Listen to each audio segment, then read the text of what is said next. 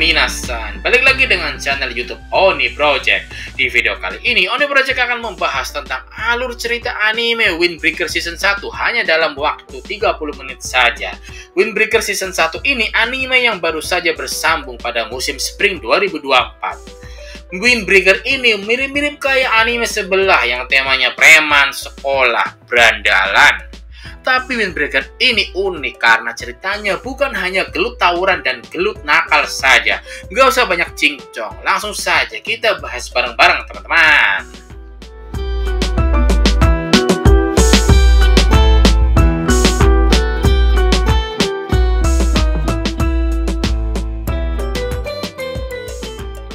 Kisah diawali dengan kemunculan sosok pria berambut setengah warna hitam dan setengah warna putih.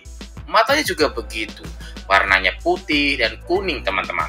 Pria itu bernama Sakura Haruka. Dia orang yang akan menjadi main karakter serial anime Windbreaker ini. Sakura merupakan seorang murid baru di sekolah SMA Furin. Sesuai dengan tema animenya yaitu tawuran. Oleh karena itu, dalam scene ini, Sakura mengawalinya dengan tawuran melawan 5 orang anggota geng. Di situ ditunjukkan bahwa 5 orang itu sedang mengganggu seorang cewek cantik yang membawa telur belanjaan. Lalu tiba-tiba saja, datanglah Sakura mencoba menghentikan kelakuan bejat dari 5 orang itu. Sakura pun tawuran melawan 5 orang geng itu sendirian. Karena memang 5 orang itu geng cupu, Sakura dengan mudahnya menang telak melawan 5 orang geng itu. Bahkan Sakura dengan songongnya menegaskan kalau orang yang lemah hindari Sakura dan yang kuat carilah Sakura. Karena telah ditolong, tentu dong si cewek mengucapkan terima kasih kepada Sakura. Namun Sakura malah malu-malu kucing. Si cewek memperkenalkan diri kalau dia bernama Tachibana Kotoha. Dia juga mengajak Sakura ke kedainya dan memberikan sebuah ketoprak kepada Sakura. Saat itu mereka berdua ngobrol. Dalam obrolannya, Sakura menceritakan kalau dirinya merupakan orang dari luar kota yang telah menjadi murid baru di SMA Furin. Dalam pandangan yang Sakura tahu, SMA Furin merupakan sekolah berandalan yang memiliki nilai sekolah rendah dan setiap harinya hanya diisi dengan nakal, tawuran, gelut, tawuran lagi. Bener sih, SMA Furin suka tawuran, tapi di balik itu semua ada sebuah tujuan mulia dari SMA Furin. Apa itu, Min? Nanti akan Mimin ceritakan ya teman-teman. Sabar. Mending sekarang bikin kopi, seruput kopinya.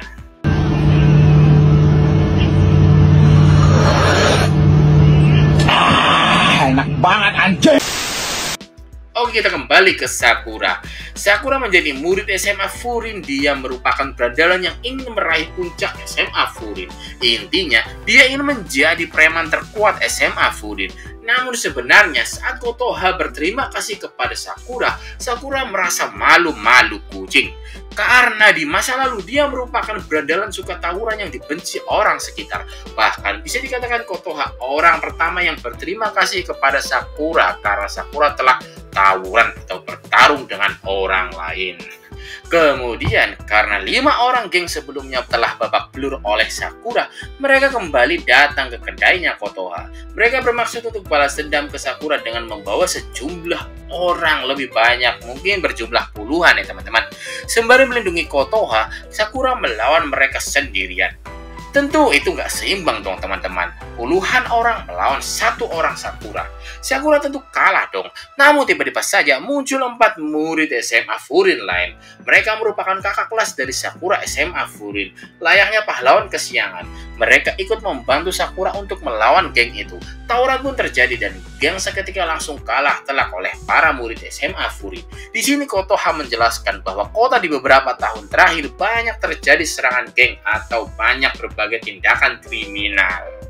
Nah, di sini nih teman-teman, yang Mimin maksud unik dari serial anime Windbreaker. SMA Furin yang terkenalnya berandalan suka tawuran nakal tapi memiliki tujuan mulia. Mereka memiliki tujuan menjadi pelindung kota dari berbagai serangan geng dan berbagai tindakan kriminal di kota itu. Hal itu dilakukan Furin sejak 2 tahun yang lalu. Bahkan layaknya bendera tanda wilayah bajak laut di anime One Piece. Furin juga memberikan tanda wilayah berupa tulisan banner di pintu masuk kota sebagai peringatan untuk geng yang akan melakukan kriminal. Bahkan mereka juga dijuluki oleh warga kota dengan sebutan Bofurin atau bahasa terkenalnya perisai kota. Karena jasa mereka, warga kota sangat baik kepada Bofurin dan sering memberikan makanan minuman gratis ke mereka.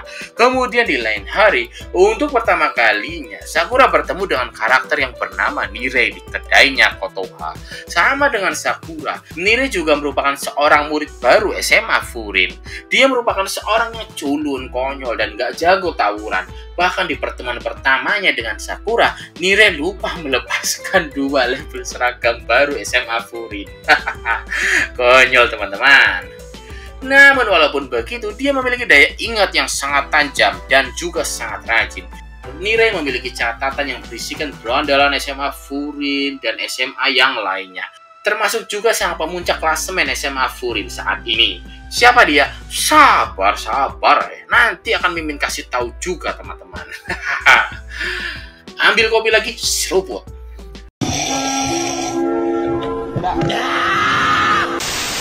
Lalu untuk pertama kalinya, Sakura bersama Nirei datang ke sekolah SMA Furin. Saat pertama kalinya Sakura masuk kelas dengan gagahnya sambil membawa tekad untuk mencapai puncak dengan cara tawuran.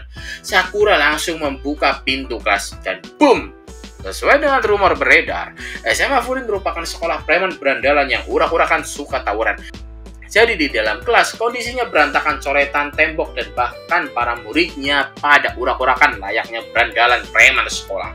Mereka juga menatap tajam ke arah Sakura dan Nirei yang ada di pintu kelas. Oleh karena itu, Sakura menganggapnya pada ingin tawuran untuk pertemuan pertama mereka. Namun berbeda dengan perkiraan Sakura. Di sini Sakura malah mendapatkan perhatian dan pujian. Sakura seketika telah viral di kalangan SMA Furin karena dirinya telah tawuran sendirian melawan banyak anggota geng di kota. Di sini yang pertama kali menyadari sosok Sakura adalah Suwo, pria dengan tutup mata satu. Suwo menjelaskan kalau Sakura telah melawan banyak anggota geng untuk melindungi kota. Namun di luar semua itu, para murid SMA Furin bertanya-tanya, kok bisa-bisanya orang luar kota mau ke sekolah berandalan preman SMA Furin ini? Dengan tenangnya Sakura menjawab, dia ingin meraih puncak preman SMA Furin. Karena mendengar itu, tiba-tiba saja muncul sosok karakter bernama Sugishita Kyotaro. Dia melempar meja ke arah Sakura, lalu dia langsung meninju ke arah Sakura, namun Sakura berhasil menghindarinya dan tinjunya berhasil merusak meja.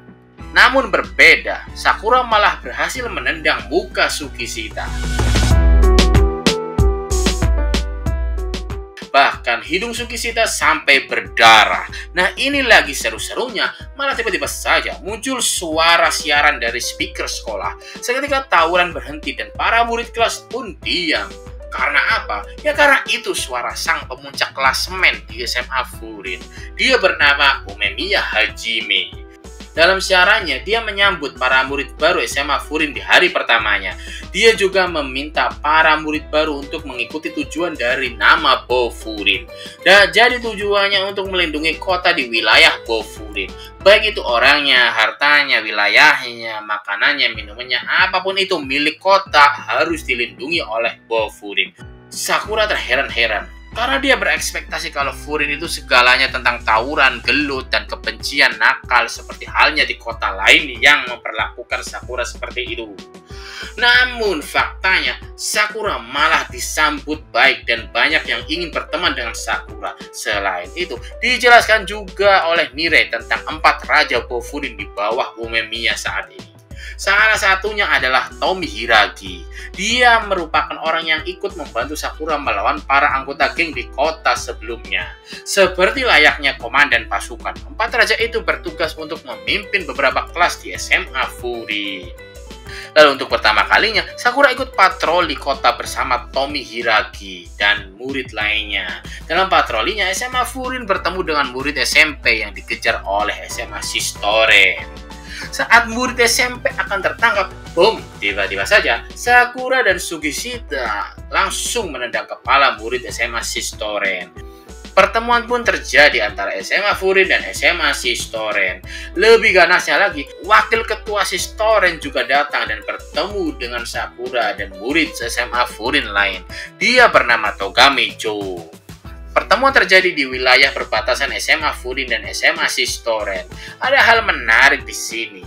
Sakura seperti menantang wakil Sistoren Togame Jo. Sakura berkata kalau gaya Sistoren kekuatan adalah segalanya, malah melawan anak SMP seperti orang culun. Karena hal itu, Togame Jo memiliki rencana untuk berperang dengan SMA Furin dan target utamanya adalah Sakura. Dalam animenya, Togame Jo memanggil Sakura dengan Otela.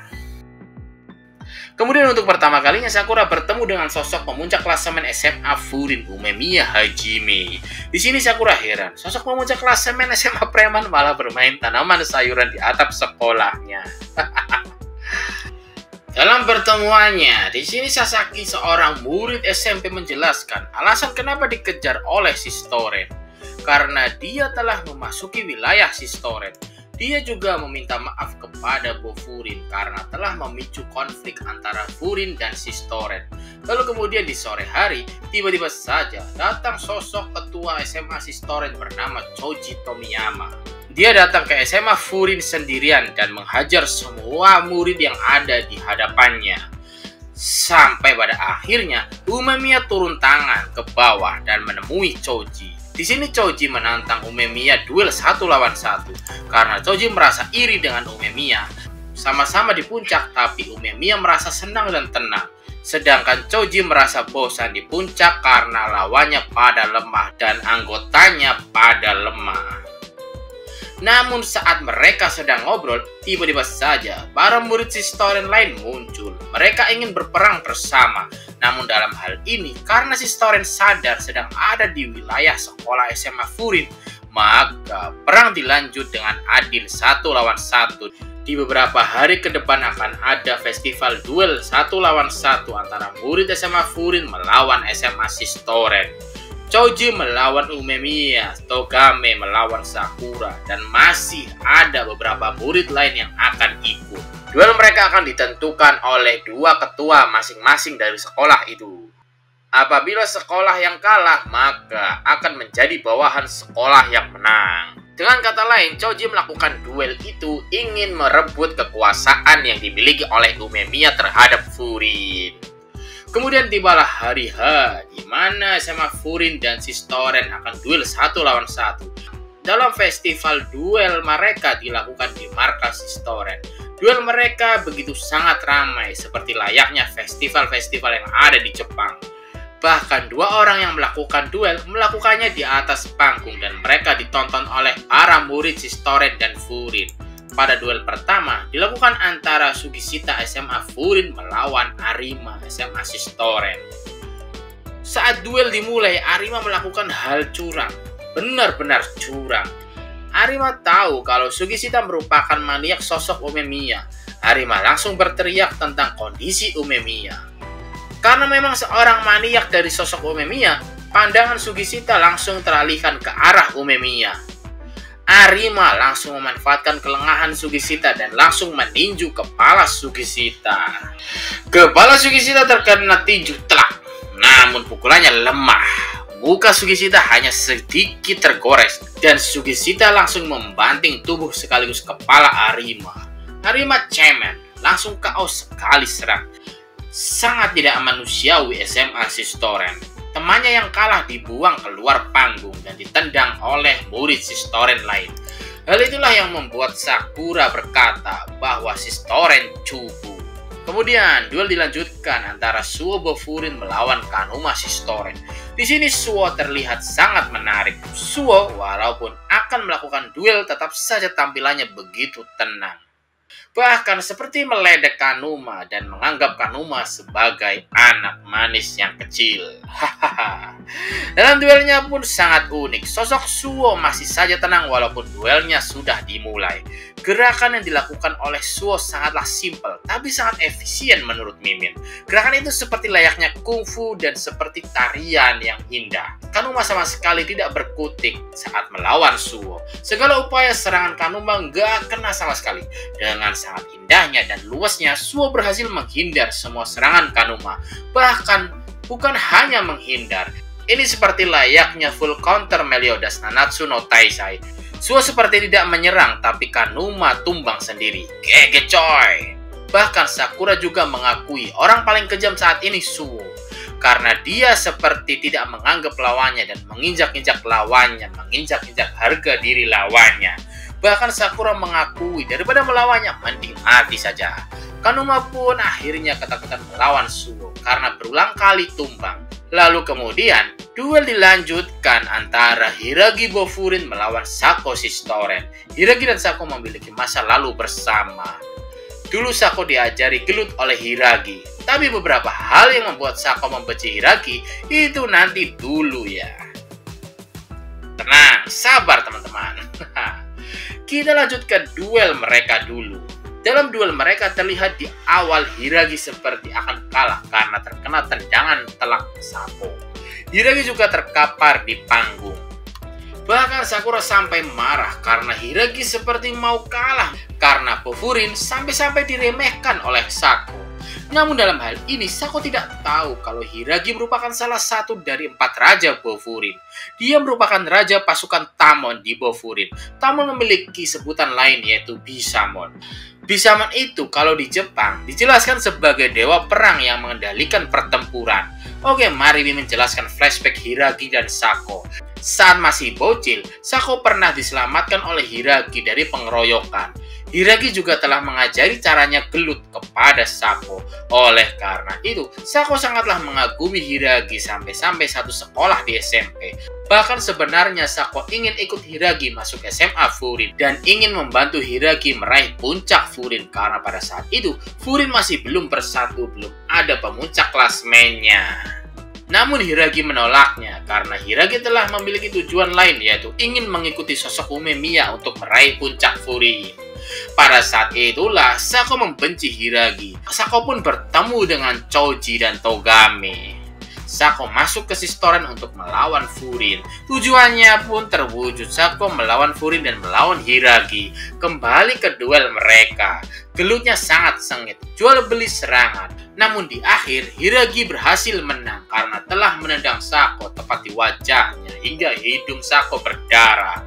Dan last hitnya Hiragi memukul perut Sako sampai KO, pingsan teman-teman. Lalu inilah saat yang ditunggu fans Windbreaker, saat main karakter Sakura beraksi. Di duel selanjutnya Sakura Furin melawan wakil ketua Shistoren Togame. Duel mereka sangatlah sengit, jual beli serangan terjadi. Namun di tengah pertarungan, Sakura terkena serangan telak. Mukanya dibanting ke lantai oleh Togame.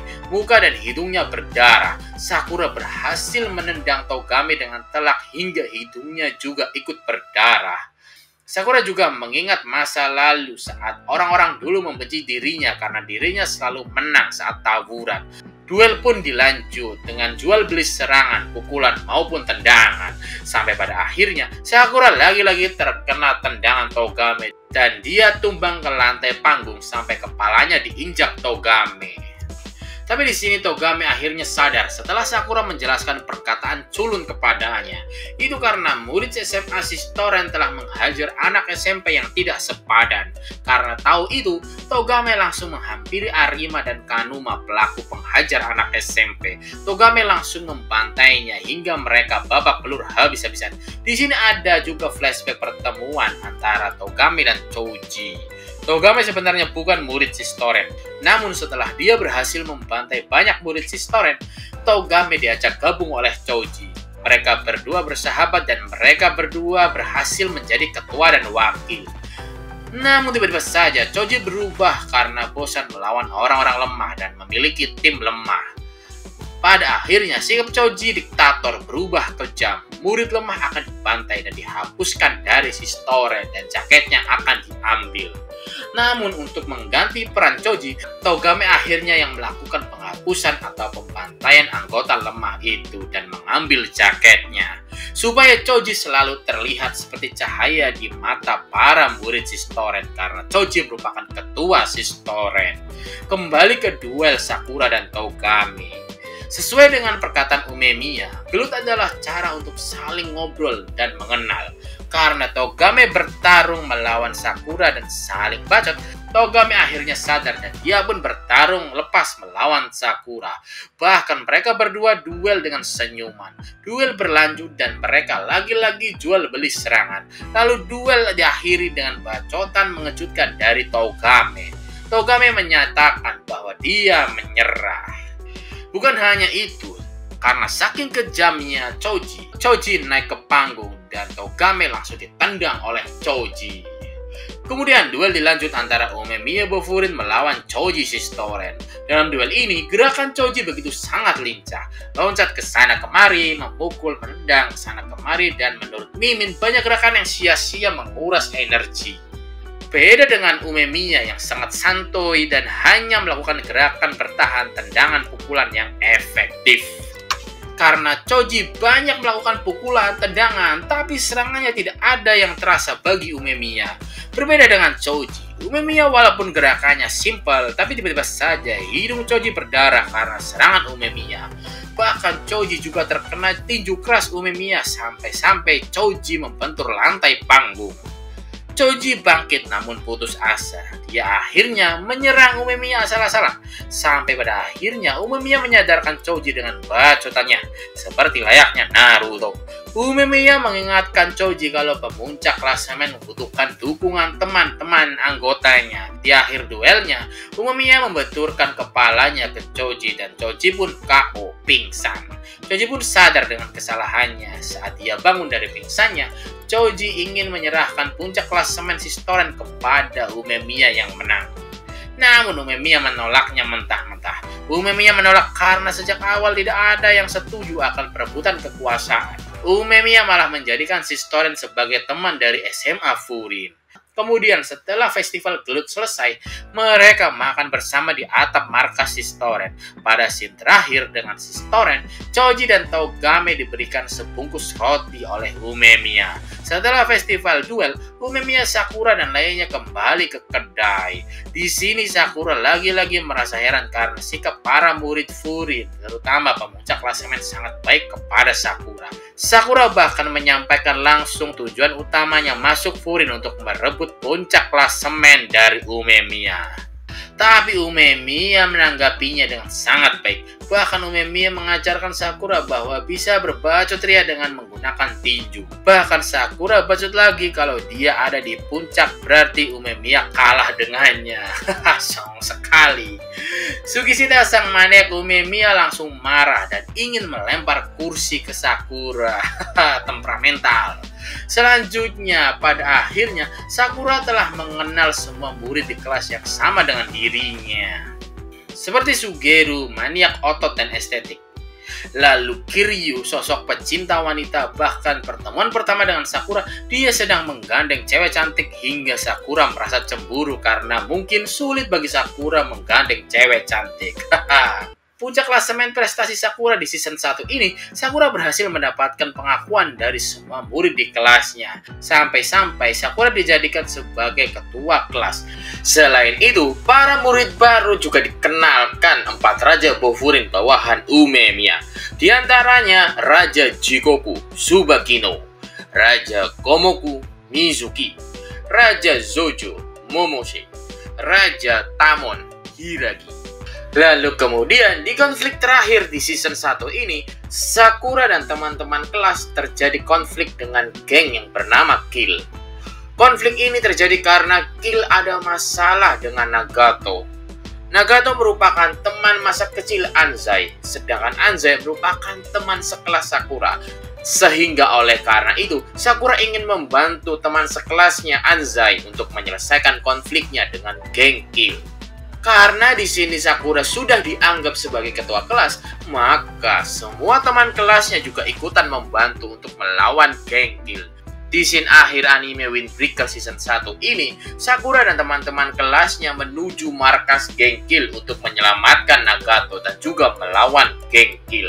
Scene tawuran mereka akan berlanjut di anime Windbreaker season 2 nanti, karena official sudah digarap dan akan segera tayang. Oke, terima kasih yang sudah menonton video alur anime Windbreaker season 1 ini. Oke teman-teman, apabila ada kesalahan dan kekurangan dalam penjelasan video ini, mohon dimaafkan dan silahkan tulis di kolom komentar ya teman-teman. Kita diskusi bersama. Jangan lupa juga untuk like, subscribe Oni Project, dan klik tanda loncengnya supaya notifikasi video baru muncul di HP dan komputer kalian. Dan jangan lupa juga untuk share video ini sebanyak-banyaknya. Arigatou gozaimasu and see you di next video.